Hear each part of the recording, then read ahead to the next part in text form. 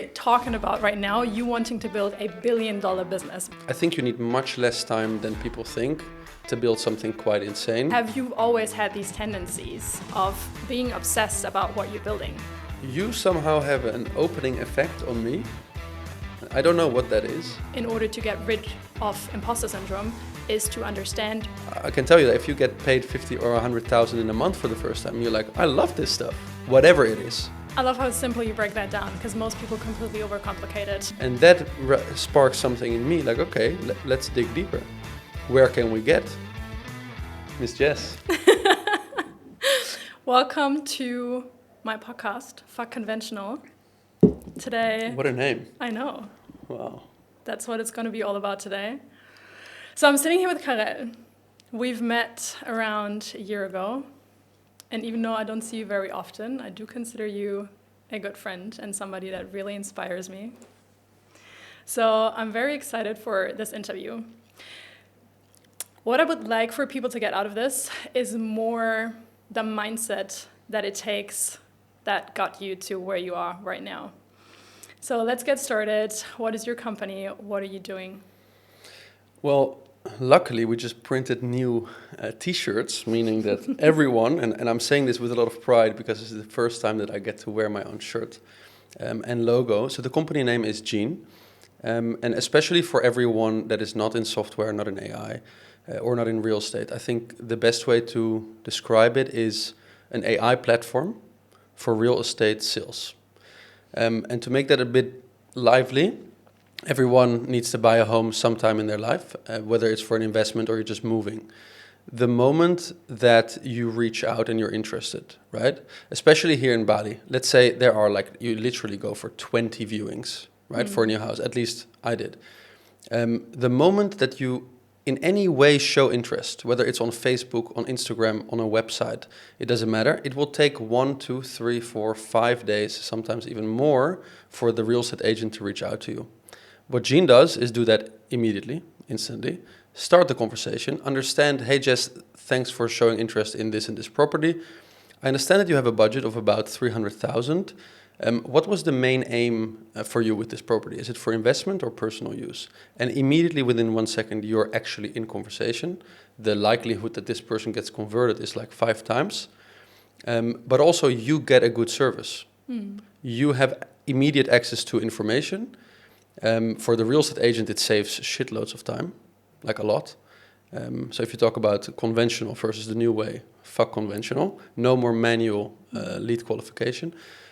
And you have a system as a company to actually understand, okay, I put dollars in the front to generate leads, right? I do meta ads, I do Instagram ads, I do all kinds of work and things.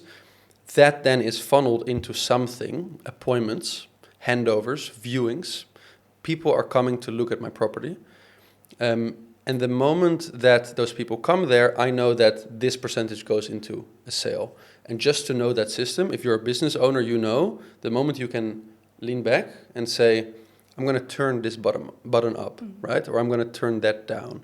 What happens to the end? That's what you can do as a real estate business owner with Gene. Okay, so that was a lot about the company itself. Yes. Which is the typical conversation. But I'm interested who is behind that company and what makes you, with only 28, so incredibly successful. Well, first, I think it's good to define successful. I don't know if that would be the case already. I think I'm kind of on the path, ish. That's You're how very humble. Well, I think if you look at the roadmap, let's say that you want to build a $1 billion company. And if you're still under 50 million a year, then you're quite far from that point. So then it feels like you're ish on the way, right? So that first. At the same time, I also think 28, in a way, there is enough time to really do that. Maybe we can talk about this a little bit, but I think you need much less time than people think to build something quite insane if you sacrifice enough. So just to put this in perspective for people who are literally just getting started with building their business, because this is the majority of my audience. Great. So we're talking about right now, you wanting to build a $1 billion business, but where are you right now? So right now, what I can share is that Gene is selling $5 billion worth of real estate. That's what I can share.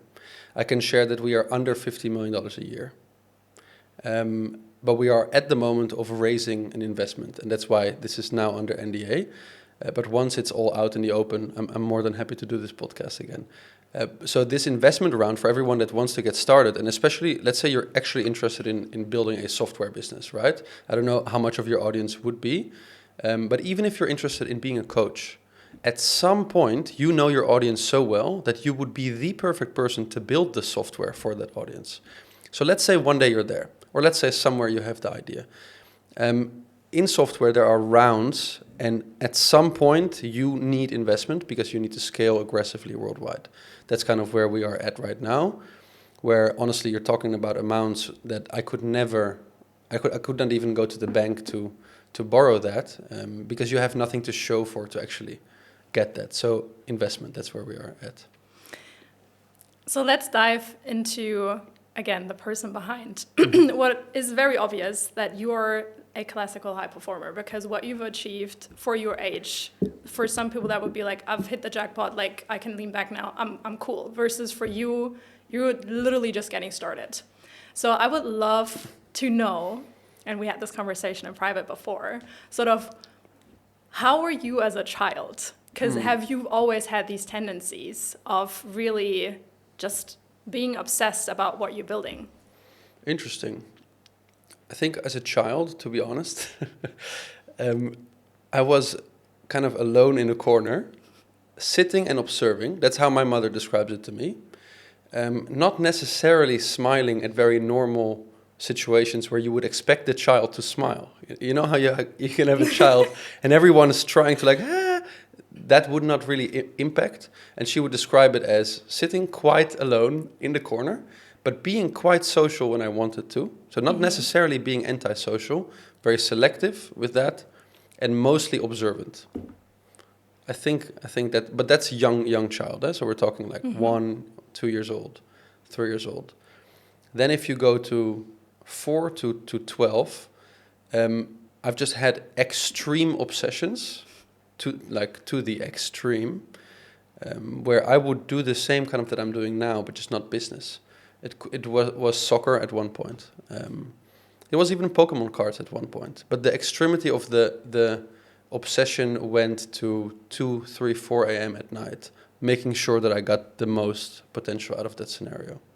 So I think, yes, there is a theme of mostly obsession and not a lot of, I think, attraction to normal social situations, but with the possibility to enter into those when fun and needed. Yeah. So I have this theory about motivation versus discipline versus obsession. So motivation is this very fleeting thing that kind of depends on dopamine, so it comes and goes. Then we have discipline, which means you continuously force yourself to do things that you might not necessarily want to do. And then you have obsession. And if you look at interviews across platforms, whether that's Stephen Bartlett talking or people like Mr. Beast, the one thing that they all say is they weren't obsessed with the outcome. They were obsessed with becoming the best at what they do. Do you think it's the same thing for you? 100%. Like that's it. It has nothing to do. I also don't understand what motivation is or is not. Because what would it mean? It means I don't want to do that thing, but I still get this kind of wind of things to do it. No, I really want to do this whole thing. There's nothing about it that I don't want to do. And I don't even know if you could call it discipline, you know? Sometimes, to be honest, when people look on the outside, they're like, well, he's one of the most disciplined people I know. I don't know if I'm very disciplined. The honest answer is, I don't know what else to do. This is it. This is the only thing I have to or want to do. And that's why I give it the name obsession. But it might be good to understand what obsession actually means. Probably has a good Latin background that we could pull something from, but I don't know if we could pull that up. That's an interesting thought. I actually haven't done that. But it's something that I've observed a lot, especially with looking at people with ADHD traits. It tends to be this insane hyper-focus of you have this one topic and then nothing else for you exists. It's kind of like your mind literally has locked in on this one thing, and that's where the obsession comes from. I would be very curious to know if you think that obsession is something that can be learned, Or do you think that is something that people are naturally born with? What I believe everyone has love for things. Yeah, I think that's where it starts. And obsession is just the continuous form of that love, minus everything that distracts from the love.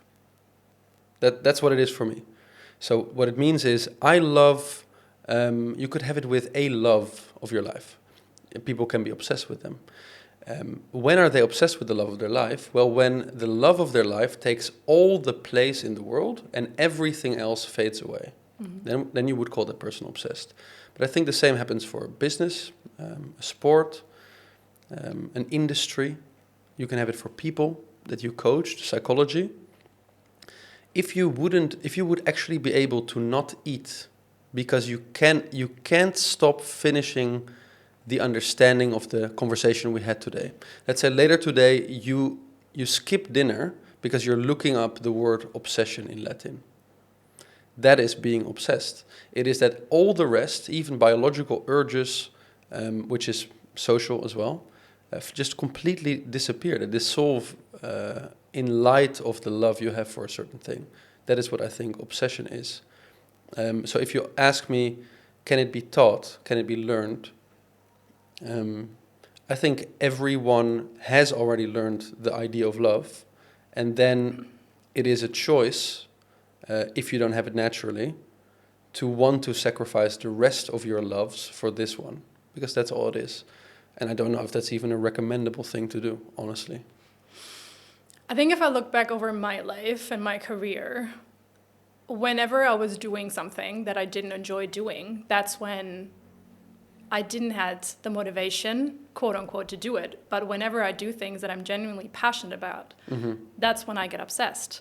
And so I think it's more of so many people inside the system have been trained to do things because it pays the bills. Well, if you just do something, but you have no passion for it, you have no ambition for it, how could you develop an obsession with it?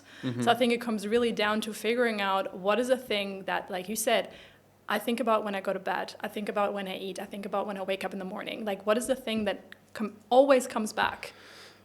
But if you don't have that, you can't create it. But you can. I mean, there is a way towards it, but you can't create the thing that you don't know what to love at this point. So let me explain how that works. If you don't have that passion yet, where you're like, oh my God, I can't. When I wake up, I think about it. When I go to, if you don't have it, all you have to do, it's very easy. You just do. So you create action that produces information. And the information will give you some kind of feedback like, oh, I don't like this, I don't like that. All good. You won't love something instantaneously. Honestly, you might hate most things, and that's completely fine. Then you just continue doing. So the only thing you have to do is not stop doing. That's it. What will happen automatically is that you will develop skills. Skills will allow you to be good at some things, and being good at some things will allow you to love the thing. And because very honestly, at the beginning of business, I wasn't good at business. I would still say that I don't know if I'm good at business, but I'm starting to love it more and more and more. At the beginning, I didn't love business as a subject necessarily more than I loved philosophy. But it started as I also needed to feed myself. As I am very obsessed in general, I will spend so much time on doing that I'll get good quickly. Okay, but the process is the same. And then I got to love because there is feedback. I can tell you that if you get paid 50 or 100,000 in a month for the first time, you're like, I love this stuff, whatever it is, if it's not detrimental to any other form of health. So I think all you have to do, if you today think, oh, I don't know what I love or what my passion is, don't go find that, just do, produce information, get skills, that's the basics, get better at stuff, then get rewarded for the fact to be better at those things, you'll start to love things. I think the biggest issue in general with people is the overthinking part. Like you think so much about trying to find the right thing instead of actually taking the time to continuously do things. The reason why I got here is by traveling the entire world, by trying so many different jobs, and just by continuously refusing to settle for something that didn't light my soul on fire. And that's how I got to this place. And so like a lot of the people, and also me, I suffered from depression for a long time, but it was because I consumed more than I created. Interesting. And so the more you get into the habit of building momentum, of trying new things, even if it's like you said, not the like, if you don't know that thing yet, you got to try different things, because how else would you ever find out what it is, right? The only way, yeah. Exactly. So I think it's more this willingness to also suck at it when you first do it. Completely. Because like you said, how could you be good at business when you've never done business before? So what do you feel like was the turning point for you where you were like, oh, that really is the thing for me? Well, I think in general, so this may be kind of a side topic, I've always been obsessed with being extremely good at the thing I do. So if, then the topic doesn't even matter. If we're going to play a game of ping pong, I'm going to absolutely destroy you. And that's not because I don't like you or love you. It's just for love of, and not even for love of the game. I don't even like ping pong that much, but I need to do that. You understand? So that is a competitive drive that exists in every single subject of life. And I don't think that it was, when was there a turning point where I loved business? I had to do some form of making money in my life. I'm like you. I was very non-compliant with jobs. I didn't get it. So there was only business. And if we're doing business, we're doing it massively, obsessively good. That's it. And so we're just in the game. I honestly think that if you're a business owner, this is the only way to be in the game, because otherwise you're already out. But you can still be in a game of healthy business. I'm taking care of me and my family, and I'm okay, and I don't have the $1 billion goal. I think that's fair, but I don't think that counts as the game. So if you're in the game, obsession is probably the starting point. How Stephen Bartlett says it is, I think failure is the ticket of entry. Embarrassment. Embarrassment is the entry ticket, yeah. Entry ticket, right. And I believe those two things. So with both obsession and embarrassment, if you hug those two, as now this is the start. And now it's like somebody says, run. Well, how long? No, run. Okay, I'll do it. So are we doing 5 kilometers or 10 kilometers? Is it 45? No. Run. Well, how fast? Run.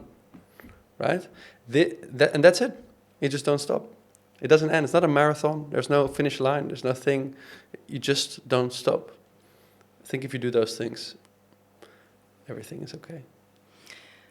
So I already told you this. I started to develop this obsession with self-made millionaires, or people that build really big businesses, but not because of the money aspect, but because of the psychology and the mindset behind it. And this is one thing that I hear every successful person talking about. They don't chase an outcome other than like being the best or whatever, but it's more like they are obsessed with the journey and with continuing doing the thing. And I think this is the biggest mindset shift of whenever you try to do something just to reach a certain point, you will, as soon as there is not these immediate dopamine hits and these rewards, you will give up, because it's all about the external thing. Versus if you have this inner obsession and this inner drive with, I'm going to keep going.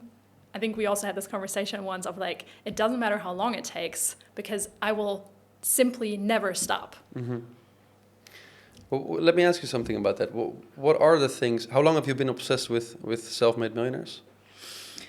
I mean, I've always been obsessed with psychology. That was a thing that never changed throughout my life, of like understanding people, because I've always been such an outsider. So for me, it was this kind of, I think it started with the fact that I just never felt the sense of belonging. And then I was like, okay, I'm trying to understand why people are the way they are and how they think. And so that was the one thing that never changed, which I think is what got me into coaching business, because I have this really insane pattern recognition skills, and also a lot of empathy, which makes me a really good coach, because I've coached so many people that I automatically, after a 5, 10, 15-minute conversation, I see exactly what are your blind spots and what is stopping you from reaching that thing, right? And so the more I got into this, the more I got into business, and the more I started to see that money is just a byproduct of the mindset of the people. And that's why I'm so fascinated by it. And that's why I want to have as many podcasts with people that are incredibly successful, to basically build a roadmap of how people need to change their thinking in order to achieve that. Because before you, I've had an interview with, she's living in Bali as well. And she made almost $1 million just with her podcast. So she has a paid podcast. No, we're not talking ads. Like, people pay to listen to her podcast, while everybody else is trying to get people to even listen to a podcast in the first place. And so there's so many different ways. Like, the two of you could be not more different in how you approach business, yet you both incredibly successful. And so there's just common traits that I see. And this is basically the mission, that I want to give people a roadmap of the thinking patterns, basically, instead of this is the one business of like, oh my God, you should be doing e-commerce, or you should be doing something with AI or coaching, but more like, who do I need to become, and what personality traits do I need to embody in order to be successful? So you would be the translator between who you consider successful and the one who would like to become successful. Yeah, cool. In a way. Very nice. Very ambitious mission. And this is also why I enjoy talking about, like, with you about these things every single time so much, because I don't meet a lot of people where I genuinely think I'm still playing super small. So it's every single time I'm like, oh my God, there's a lot I got to do. And I love that. So that's why I was so excited to get you on this podcast. And I would love to know what you think are the most important personality traits that somebody has to develop. Because like you said, it's not necessarily discipline. But yet you're somebody who works 12, 14, 16 hours sometimes, and you don't get tired, which is another thing I want to talk with you about, because I loved the mindset frame that you gave me last time. We talked about this. So yeah, what do you think are the personality traits that somebody has to develop? I truly think it's only one. It's just persistence. Because the rest flows from that. It's the circle. It's a bit boring, but it's the circle that I just described. That thing, just motion, takes care of everything else. You'll then figure out whether you love art, whether you are someone who listens to the Rolling Stones, or you do Justin Bieber. Yeah, it really doesn't matter. You don't have to, or you don't listen to music at all. You can be a family man or woman, or not at all. It's all quite irrelevant if you look at it in the shadow of persistence. I honestly think that if you just look at biology, you'll take it from there. There is no animal on the planet that has to think, oh, how do I get off my ass today? It doesn't exist. It's only us. So it's an extremely weird problem to have, to think, how do I know what to do? It's just because you are too spoiled, us all as humans. We can go to the supermarket to get our food. This whole thing wouldn't exist if you had to hunt, because you have to hunt. So now you all of a sudden have to create an environment where you have to hunt. You know, some people have it, luckily. Some people don't. I don't think that you have to necessarily think, oh, these are the top 5 characteristics. You just have to do. There's also one thing that I tell my clients. It's easier to figure out what you have to say no to instead of having to figure out what you have to do.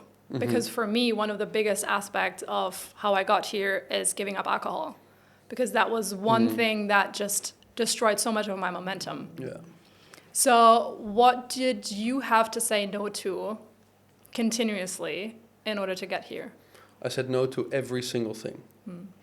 I said no to, well, maybe we can analyze this a bit deeper. I didn't say no to every single thing. I said no to every single thing people would consider normal to do, which is family, friends, yeah, any form of consumption of content, movies, any form of entertainment is completely gone.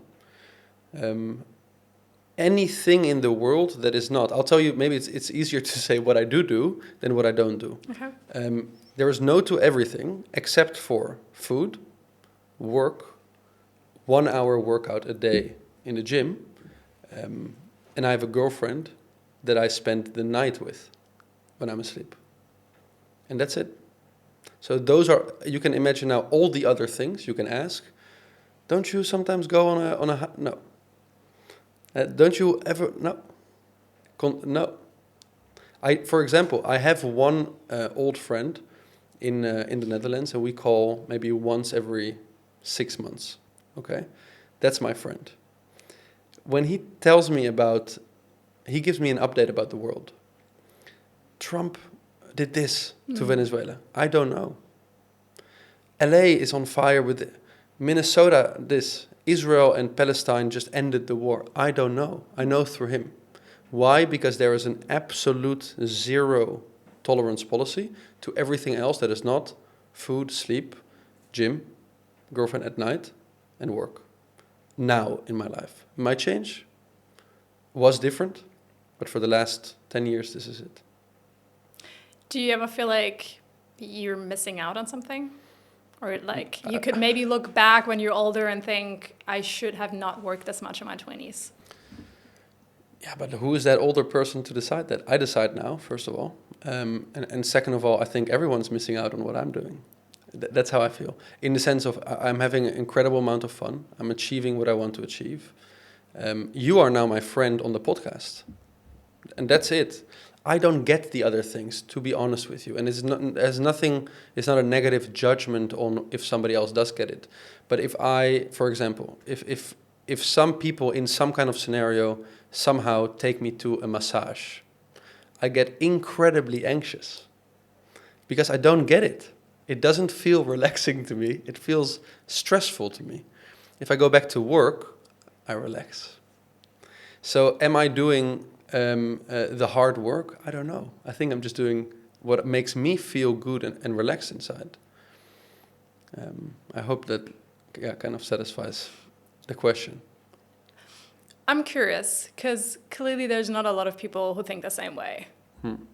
We've had this conversation before where I said to you, one of my biggest issues is that I constantly feel guilty for not having as much time for my friends. So for me, I consciously have to make that decision because it is important to me to have balanced like ways to spend my time. Mm-hmm.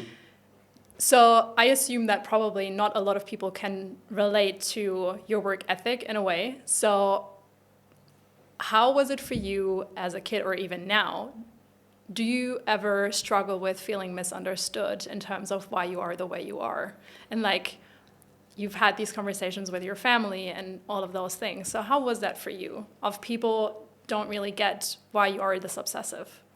Yeah, I think the main connection I have to all other people is feeling misunderstood. That probably sums it up in everything. But if that's a problem, that's a second question, you know? I think it was a problem when I was 16. Just you can't fit in their patterns of understanding in a way. How can you skip school and then play chess? You know, why do you do that? What makes that? How does that make sense? How can you write a book in a nightclub?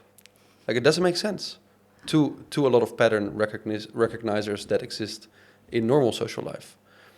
And I guess that fades, you know, I hope, at least for everyone, when you become 18, 19, 20, you kind of go through that turbulent phase and you start to understand, this is fucking awesome what I'm doing. Like, it's really, really cool.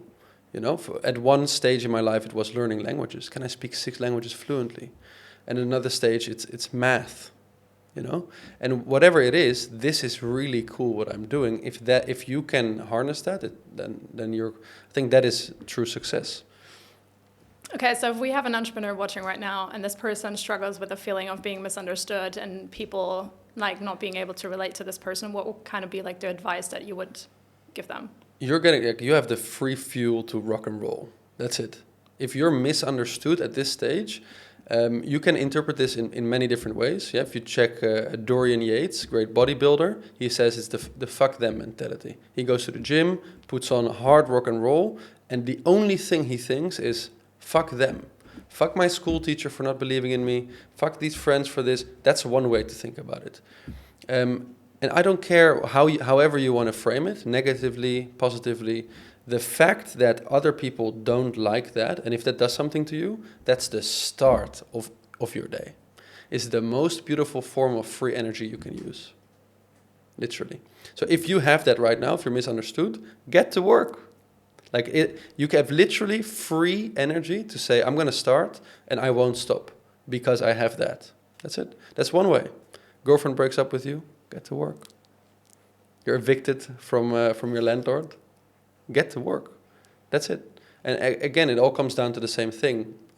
Persistence or doing is the only thing, whether you have the motivation or not. But if you get free motivation from other people, definitely use it. Absolutely.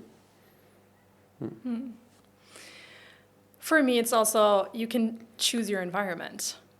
Because when I think about me trying to build a business in Germany, where there's not many people that have entrepreneurial drive, obsession, it's also a lot harder because you're constantly in the state where people are trying to correct you or ask you or question what you're doing, versus if you come to places like Bali, where everybody's sort of on the same page, it's so much easier. So I think one of the most important things, which is also why I'm going to be launching a new program in my business, is really bringing people that think the same way together. Because there's this saying, right? You become the average of the 5 people that you spend the most time with, which it is why it's so crucial who you choose in your circle. Is that people who say, oh, you should work less? Or is it people who say like, oh my God, well done, like, let's go and keep moving? And so I found this to be one of the biggest denominators, whether you make it or not, if you constantly have people who question it, or if you are in an environment where people encourage you. And so if you can't come to a place like Bali because you're maybe not there yet in your business, then go and find a group online of people that encourage you. So who are the people that you feel inspired by and that you look up to? They are, I think, almost all fictional or celebrity characters in a way that I don't actually have a connection with. But you know how when you listen to something a lot, you can. I think the first obsession I had with another person and the way they think was Muhammad Ali for me. And it's always this kind of hero's journey of where somebody comes from, how you then get up as a 20, I think he was 20 or 21 when he became world champion, beats Sonny Liston, the biggest upset in world history of boxing at that time. Young kid, and the only thing he screamed in the cameras was, "I'm the champion of the world." And that's it. And he believed that, while it was factually, according to all the newspapers, impossible. Used that, and of course, I don't have to tell anyone that, but then starts an insane history where the world is against him in Vietnam War, multiple boxing matches, and later on just in the world and in life. And he's always been bigger than life. And then he hits whatever it is, 65, 73, I think, and he dies of Parkinson's, where the last 20 years, 30 years of his life, he almost couldn't move anymore, you know? So if you talk about hits, how to use that and become bigger than life symbol, that was one of the first. Second was Kobe Bryant. When I have to do something very hard, I put on, there are 3 Kobe Bryant documentaries that I just put on. And they are about 1.5 hour, 2 hour, and 3 hour long. So it's like 5-6 hours of content that I just listen to. And it's just Kobe Bryant either talking or the crowd cheering at the goals he makes. I don't look at the video. I just listen to the sounds of the crowd cheering when he dunks or does something. Or you listen to him in an interview where all he says when they just won the 3rd or 4th championship, which was already a world record or whatever. It was already unbelievable. And all he thinks is, my job's not done yet. And he goes home and trains the next morning at 4:30 again, while the rest of the teammates are doing champagne and doing this. That was the number 2. And number 3 was our great mutual non-friend. That we both never met in person, but secretly admire. Of course, Mr. Alex Hormozy. And why? Because he embodied all of that stuff, but then not in sports, where sports is more normal to get inspirations from. It's easier, it's more out there, it pays a lot of money to the public, right? Public eye. But Hormozy now, of course, new age, YouTube, it's in business. And business was what I was doing when I met Hormozy on YouTube. I think that was like 5 years ago. And he embodied exactly persistence. And then, obviously, in granular detail, how to do that in your business. So education level just through the roof. But I think the general talks of you just have to do more and you just have to do, that is the basic truth that I'm trying to get from them day to day. And sometimes I try to analyze, why do I listen to that still? I think like I got enough of it right now. It's because it fades as well. If I don't listen to it for weeks, I'll forget what Kobe Bryant said in minute 14. And I have to listen to it again because I might not be as sharp. And I had that 2 or 3 weeks ago, maybe even a bit longer ago when we spoke. It was longer ago, maybe 2 months. The concept of time is also out. And what that was we were making progress, but it was the same speed of progress for the last year. And that just felt like we have to do 10x. Remember that moment? I do, very much, yeah. And those are moments where I'm like, something is off here. Something is wrong. Something is not good. What am I doing? Am I not sharp enough? Am I not training hard enough? What's wrong? And then I notice, I haven't listened to some of the people enough to understand in these moments how to, we've just won 4 championships, job's not done. And then I just have to listen to that, and it's just snap. You go into a different mode. Yeah. I mean, it's pretty much everything I teach us, how to rewire your subconscious so that this is all you can see. That's probably it. It's probably actively rewiring your own subconscious and conscious, and that gets you into a different mode. And I've always been interested in how is it possible, and maybe you from a psychological perspective know more about this, that I can't make the bridge to the mode, but I can make the bridge to the rewiring of my subconscious, which gets me to the mode. That's quite something, no? It is. Why do I miss the piece sometimes to just do, or just do as hard as I should? Sometimes I need that input from a video or whatever it is, a sound. Listen to that voice, and then the mode becomes inevitably easy. I actually think it's more connected to the neurotransmitters. When you watch that, you probably produce more dopamine, and then you get going again.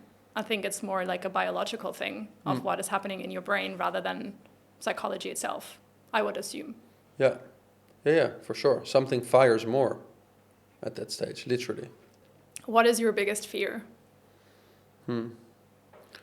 Honestly, it's easy. I think my biggest fear is losing, being nothing, not doing anything, not achieving anything. Not losing this business. I would actually somehow, I'm quite excited by that. The idea of like having to start all over and then do it 3 times as quick. That's somehow, that's rock bottom for most people, but that's somehow still exciting. What I mean is truly losing. Doing everything I can, what I'm doing right now, I don't do anything wrong, but I still lose. That would be absolutely devastating, and that's a big fear. Yeah. But how could this possibly happen? Because it's just a law of the universe. If you put in enough action, you will eventually I believe make that progress. too. I play that equation all the time, but I play that equation very hard because behind is something running, a kind of monster that's trying to get me. Yeah. Interesting that you use that phrase, because I think I've heard this on Chris Williamson's podcast where I think they tested it with rats. I'm not too sure about the specifics, but basically what they found out is that people are always more motivated to run away from something 100%. Than actually running towards something. So what would you say are you running away from? Yeah, exactly that. Averageness, not achievement. I can. That is one of the biggest fuel sources for me too. And this is going to sound weird, but that's why sometimes going out into normal social situations gives me like weeks of energy of like, this is not going to be it. This is not for me. I don't want that. I don't want to be, it's okay. Don't want to do that. So I think fear is an amazing motivation. Negativity is beautiful to use. Again, breakups, negative, being misunderstood, super, super nice, like sustainable form of energy, It's like solar energy. It's like infinite. I mean, I can 100% relate to, I have something inside of me that absolutely refuses to settle for average. I cannot. So I don't know if it's connected to me being neurodivergent. I don't know what it is, but I just refuse to settle for average. Just obviously we have very different definitions of what average looks like because we have different priorities of what we want and what we like in our lives, right? So what is your definition of average? That you're in the 99.99%. So you want to be the top 1%, 0.01. It has to be on some kind of human level. Yeah, you have to. I also don't get why not. I believe from the beginning of times, biology is urged to be the best. You run the fastest, the hard.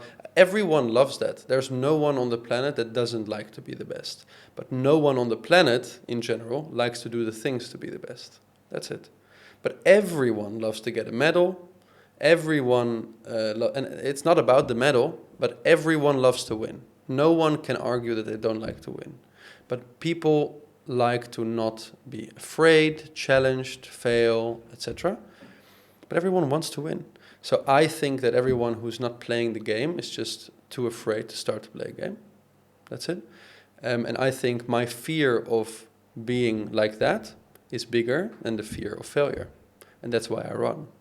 You obviously don't share so much personal things with a lot of people because you're always working and you're always focused. Yet whenever we meet, you tend to share very personal things that are on your mind. And first of all, I would like to know what is something that you're currently struggling with and why do you think you share these things with me?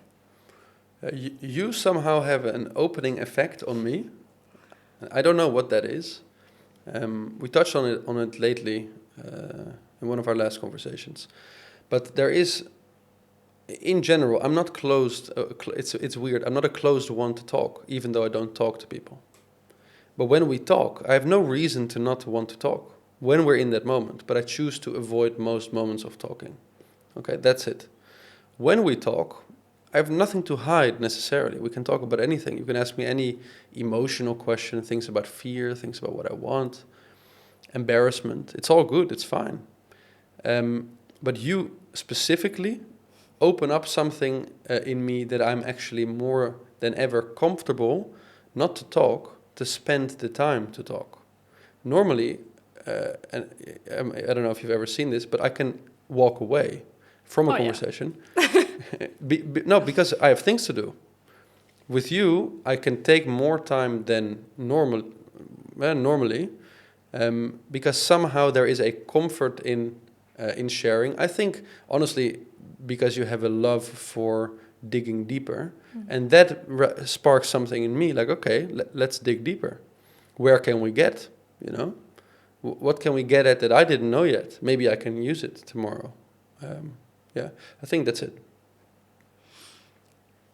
So what would you say is something that you're currently struggling with that you normally don't share with people? I think it's going to be very boring for people because I struggle with business-related topics. So I don't know if that's interesting. But is there anything on a personal level? Is there one thing I found so fascinating? The first time I asked you if we were going to record a podcast, I think that was, 4 or 5 months ago. Can't remember quite. And you said to me something along the lines of, I'm not successful enough yet. Right. Yeah. And that was mind-blowing to me. That you were playing at the level that you're playing, and yet that was your answer. It's the correct answer. So it's clearly something of, I don't know if it's maybe not feeling good enough. What is that feeling that made you gave me that answer? It's exactly that. It's not. I don't think I am successful enough to be on a podcast, and I'll tell you why. If you're on a podcast like this or in any other setting, there's a mic, there's a camera, people watch the thing later on, and they take what you say with a grain of authority. I don't think every student gets to be the master while they're a student, and I think I'm still a student. And as long as I'm a student, I'm happy to share my journey. I can do that. I'm open to a conversation. I can definitely do that. but I don't want myself yet in a position of true education, because I am too much on the road to be at a stage where it's like, I'm now a 65-year-old master. It's not about age, but that's how I picture it. And you can now say to the student, this is the road. That is such an interesting way to see that. Because, first of all, I think you never stop learning. You will always be a student of life, and there's just different levels to the game. So I think what you sometimes don't see, because you have such high expectations of yourself, is that you're already playing at, for some people, level 100, versus in your head, I feel like you don't give yourself enough credit to where you actually are. I think some people call it imposter syndrome. I think both also, like when on Modern Wisdom, Chris Williamson and Hormozy did something together where they still both have imposter syndrome. Yeah. I don't know if that will ever leave. I don't know. But I get it completely. It's not necessarily like, ooh, I'm not good enough. I'm not good enough. It's just you yourself think, I know why. This is why. If I don't listen to people who are at my level, because that doesn't get me to the next level. So if I would have to hear myself speak, well, I don't listen to myself. It doesn't feel right? But for everyone who's not at that level, it may be relevant. And that's why they have it. And that's why it goes with you at every level. Because at every level, you yourself are not the one you want to listen to. Because you yourself are the student of whoever is above that. And you still have to close that gap. And yet, by you sharing your knowledge, you can help so many aspiring entrepreneurs that are just starting out to build their business. And yet you're already like 100 steps ahead of them. But again, I'm here today, and you can ask me anything you need to know and that you think would bring value to your audience. I'm open and I'll answer to anything, whether it's completely business related or mindset related. But it's not my mission to help entrepreneurs at this stage in my own business, for example. My mission in my business is software and real estate related, If in that journey anyone wants to ask a question, I'll give it to you open and straight. This is what you do. Fine. Or this is what I did. But I'm not a coach. I'm not in the entertainment business. I don't want to be an influencer. I don't want to have anything at this stage to give them that. At some stage, I think it can start to come. At some stage, it may be just to pass the torch of obsession to a new generation of obsessed. I want to dive deeper into imposter syndrome because it is such a big thing that holds so many people back, myself included. And I've learned a lot about that, especially with you, because at one point you were considering to hire me as an in-house coach for your company. What was the thought process there of, especially you're somebody who doesn't necessarily believe in coaching or that is a big fan. So what was the skill set or your thought process of considering hiring somebody that doesn't hit these numbers? So, to clarify that, I'm not hiring you to show me how to make more money. I don't think also that would be a fit, That would either be someone who makes 10 times more than I do. That's personally the one, but I would never hire that person. I would ask that person to invest and pay me in the company to then advise. That's it. That would be the only deal. I'm hiring you to close a gap that I can't close myself always. And that's because not spending the time, for me in my personal life, too much on social. There is a gap between me and the team sometimes in some situations, or me and the co-founding team or the management director team, or even shareholding team. I'm closer to shareholders than management directors. That should be closed. Sometimes there are people bump into each other. You have to solve things, and I'm good being the leader in the company, but I don't think I'm an expert at translating it into their needs. I can translate everything into my needs, and I can translate everything into the company's needs, which is an extension of my needs. But I'm not so very good at translating everything into what they need. And what they need, apparently, is very important for the company because it's built on people. So there was a point, which is now slightly resolved, but there will be many, many, many more points where I got confronted with a conflict in the company that I wouldn't normally know how to solve, nor do I have time to solve it, nor do I feel like solving it. And hiring someone else to solve it is one of the most beautiful ways to delegate that problem and still have it fixed. That's normally what you do. I don't want to do marketing, I hire a marketing agency. I don't know how to, company psychologist. So it's about people skills. Yeah. So to circle back on imposter syndrome, you need to have a skill set which doesn't have to be related to the numbers, which is people in that case. And so that for me to differentiate that was a big thing for me to get over my imposter syndrome. What I do is understand people and the psychology of the people. And so I think in order to get rid of imposter syndrome is to understand what are the skill sets that you know better than anybody else. Mm-hmm. Exactly. And focus on that, because this is the biggest pitfall that I also see with clients, is they're so obsessed with the gap between where they are right now and where they want to be that they completely forget all the amazing things and all the accomplishments that they did until that day. And that is one really big aspect for me also, what I focus on in my coaching, is to help people to close that gap, because you will never not be inspired to become better at whatever you're doing, right? Being the best. This is what is the driving force of every single high performer that I see. So it never stops. So to close that gap, that is the biggest thing. And so that's why it was so fascinating for me to have you say, I don't think I'm successful enough yet. Because no matter what level you at, there's always going to be a part of you that feels that way if you are wired that way, I think. But it also depends on the room you're stepping into. Because, you have like the imposter syndrome to, I don't have imposter syndrome when I step into a deal room. I don't have that. I feel like this is exactly where I belong. Completely fine. Even if they are 10 or even 100 times bigger than whatever I'm doing. Completely fine, no worries. The imposter syndrome comes from, I am not at the level yet, especially in the education space, it's a very interesting thing. I don't think it should let you down, though. Like, it shouldn't be a heavy thing. For me, it's not a heavy thing. Also now, I don't have a problem with it.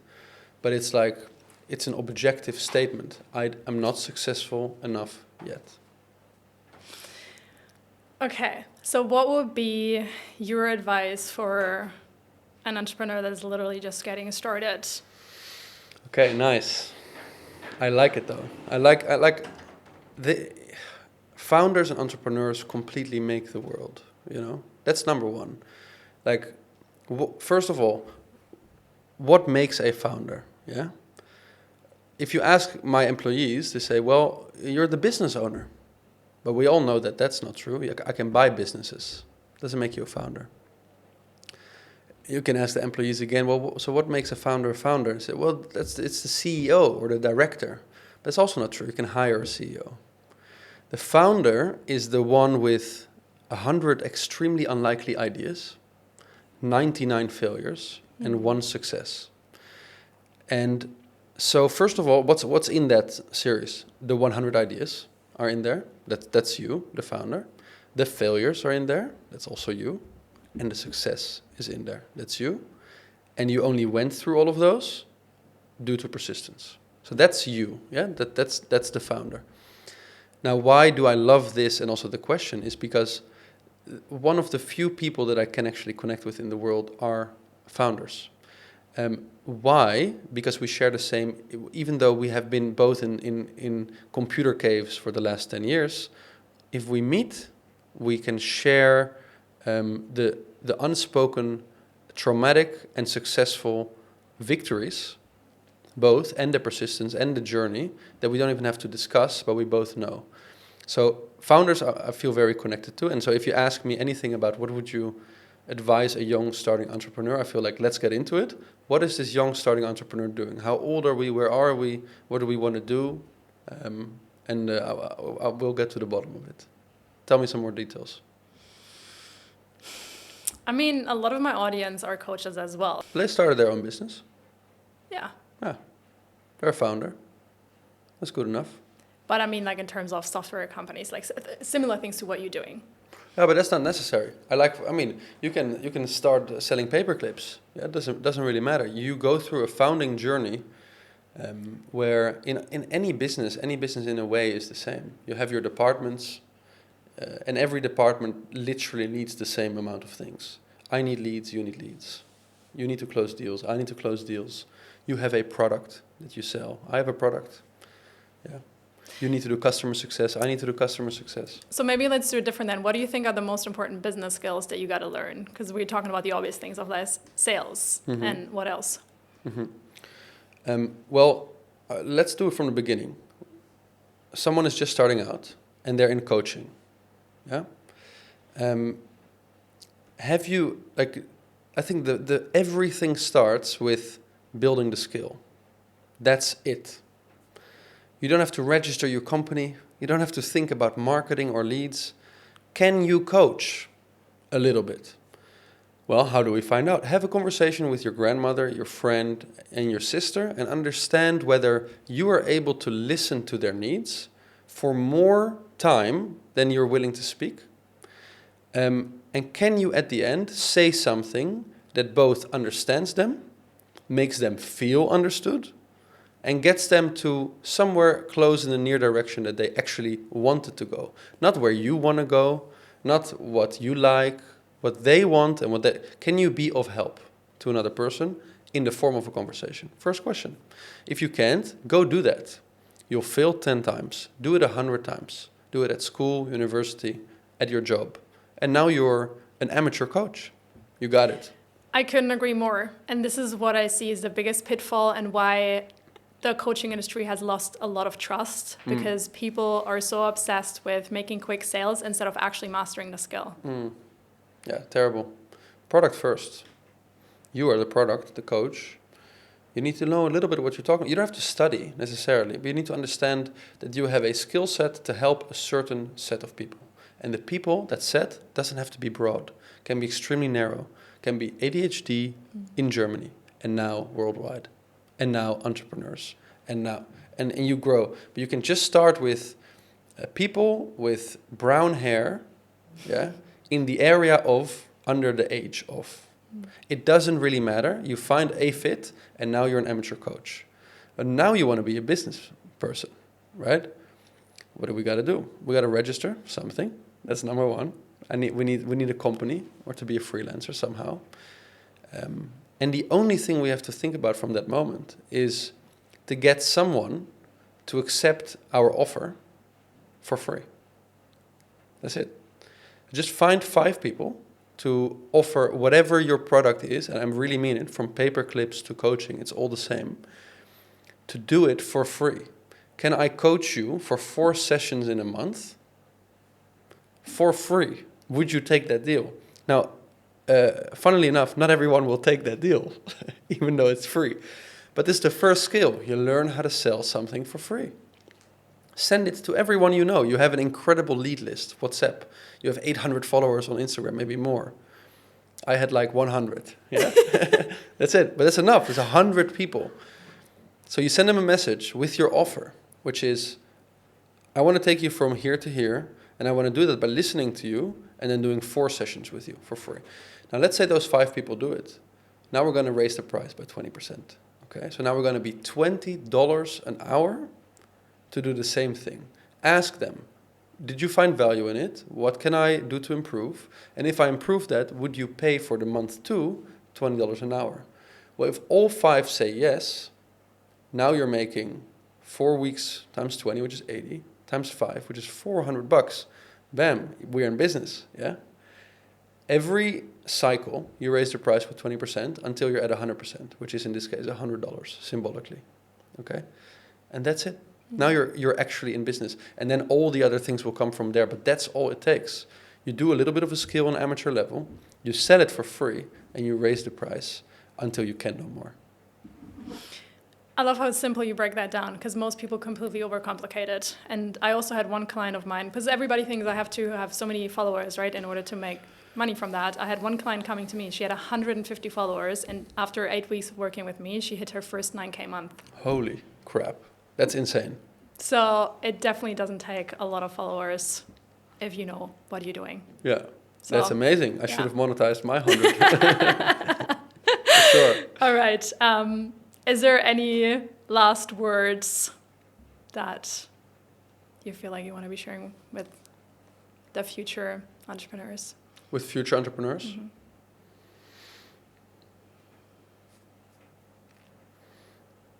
Just show them. That's it. Don't stop. Show them exactly who's right. That's it.